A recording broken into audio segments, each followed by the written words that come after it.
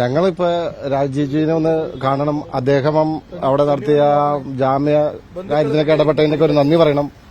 അതിനുവേണ്ടി അദ്ദേഹത്തെ ഒന്ന് കാണാൻ വേണ്ടി മാത്രമാണ് വന്നിരിക്കുന്നത്. പിന്നെ ഞങ്ങളുടെ ആശങ്ക രാജീവ്ജിയായിട്ട് ഞങ്ങൾ പങ്കുവച്ചു. കാരണം ഇനിയുള്ള കേസിന്റെ കാര്യങ്ങളും ഞങ്ങളുടെ ടെൻഷനും എല്ലാം അദ്ദേഹമായിട്ടൊന്ന് പങ്കുവച്ചു. അദ്ദേഹത്തെ ഒന്ന് കാണണം.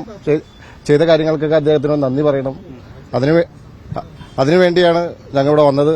അദ്ദേഹത്തിനെ കാണാൻ സാധിച്ചു. അദ്ദേഹത്തിന് ഞങ്ങളുടെ എല്ലാ ആശങ്കകളും അദ്ദേഹത്തോട് ഞങ്ങൾ പറഞ്ഞു. അദ്ദേഹത്തിന് ജാമ്യം കിട്ടുന്നതിന് വേണ്ടി അദ്ദേഹം പരിശ്രമിച്ചിട്ടുള്ളത് ഞങ്ങൾക്കറിയാം. അപ്പോൾ അദ്ദേഹത്തിന് അന്ന് പ്രത്യേകിച്ച് കാണാൻ സാധിച്ചില്ല. അപ്പോൾ അതുകൊണ്ട് അദ്ദേഹത്തെ നേരിട്ട് കാണണമെന്നുള്ള ഉദ്ദേശത്തോടു കൂടിയാണ് ഞങ്ങളിവിടെ വന്നത്. അപ്പോൾ ആ നന്ദി അദ്ദേഹത്തെ അറിയിച്ചു. ഇനിയുള്ള കാര്യങ്ങളിൽ ഞങ്ങൾക്കുള്ള ആശങ്കയും അദ്ദേഹത്തെ അറിയിച്ചു.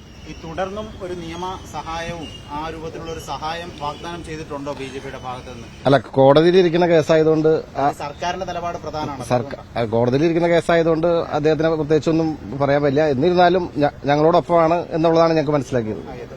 കന്യാസ്ത്രീകളും വന്ന് കണ്ടു. സന്തോഷം. അവരെ ഒരുമിച്ചാണ് ഞാൻ വന്നത്. കാരണം ഞാൻ ഈ സംഭവം നടക്കുമ്പോൾ 5-6 ദിവസം ജയിലായിരുന്ന സമയത്തൊക്കെ ഞാനിവിടെ ഉണ്ട്. ആരൊക്കെ ഇതിനു വേണ്ടി പരിശ്രമിച്ചു, ജാമ്യത്തിന് വേണ്ടി പരിശ്രമിച്ചു എന്നൊക്കെ നമുക്കറിയാം.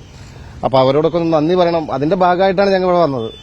ജയിൽ മോചനം ഒരു താൽക്കാലിക ആശ്വാസമാണെങ്കിലും അതിൽ കൃത്യമായ ഒരു ആശ്വാസം എന്നുള്ളത് ഈ കേസ് റദ്ദാക്കുക എന്നുള്ളതാണ്. തീർച്ചയായും അത് ആ കാര്യം കൂടി ഞങ്ങൾ അദ്ദേഹമായിട്ട് സംസാരിച്ചു. ആ ഒരു പ്രശ്നം കൂടി ഞങ്ങൾ അദ്ദേഹത്തെ സംസാരിച്ചു. അദ്ദേഹം ഞാൻ പറഞ്ഞില്ലേ, ഒരു കോടതിയിലിരിക്കുന്ന കേസായതുകൊണ്ട് അദ്ദേഹത്തിന് അതിനൊരു വ്യക്തമായി അങ്ങനെ പറയാൻ സാധിക്കില്ല. എന്നാലും ഞങ്ങളുടെ ടെൻഷനും ആശങ്കയും അദ്ദേഹം മനസ്സിലാക്കിയെന്നുള്ളതാണ് ഏറ്റവും വലിയ സന്തോഷം. ഈ ആർപിഎഫിന്റെ കേസ് എൻഐഎയിലേക്ക് പോയാൽ അതിലൊരു ആശങ്കയുണ്ടോ കന്യാസ്ത്രീകൾക്കും ബന്ധുക്കൾക്കും? തീർച്ചയായിട്ടും ആശങ്കയുണ്ട്.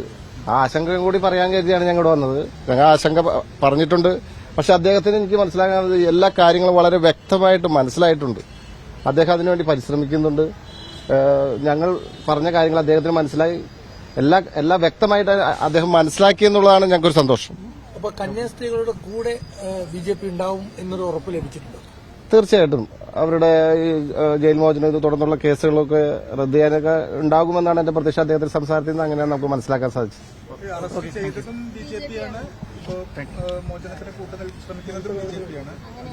അല്ല, നമ്മളിപ്പോ നടക്കുന്ന കാര്യം, ഇപ്പൊ സംഭവിച്ച കാര്യങ്ങള് നമ്മളത് കഴിഞ്ഞിട്ട് എന്ത് നടന്നു എന്നുള്ള കാര്യങ്ങളൊക്കെയാണ് നമ്മളിപ്പോ നോക്കുന്നത്. ബാക്കിയുള്ള കാര്യങ്ങളൊക്കെ നമുക്ക് അന്വേഷിക്കേണ്ട കാര്യമില്ല. അതങ്ങനെ സംഭവിച്ചു. പക്ഷെ അവിടെ നിന്ന് തുടർന്ന് എന്ത് ചെയ്തു എന്നുള്ളതാണ് നമ്മളിപ്പോ അന്വേഷിക്കുന്നത്. ബിജെപി ഭരിക്കുന്ന സംസ്ഥാന സർക്കാരാണ്. അതിന്റെ ഭാഗമായി നിൽക്കുന്ന ആളാണ് രാജീവ് ചന്ദ്രശേഖർ. അപ്പോൾ ഏത് തരത്തിലുള്ള ഒരു ഉറപ്പ് തന്നു എന്നാണ് പറയുന്നത്? അല്ല, തീർച്ചയായിട്ടും അങ്ങനെ സംഭവിച്ചെങ്കിലും പിന്നീട് അതിന്റെ തുടർ നടപടികൾക്ക് നമ്മളോട് കൂടെ ഉണ്ട് അദ്ദേഹം. കാരണം അതങ്ങനെ അന്ന് സംഭവിച്ചായിരിക്കാം. അതിന്റെ കാര്യങ്ങളെക്കുറിച്ച് എനിക്ക് പറയാൻ സാധിക്കില്ല. പക്ഷെ പിന്നീട് അദ്ദേഹത്തിന്റെ നിലപാടുകളാണ് ഞാൻ പറഞ്ഞത്.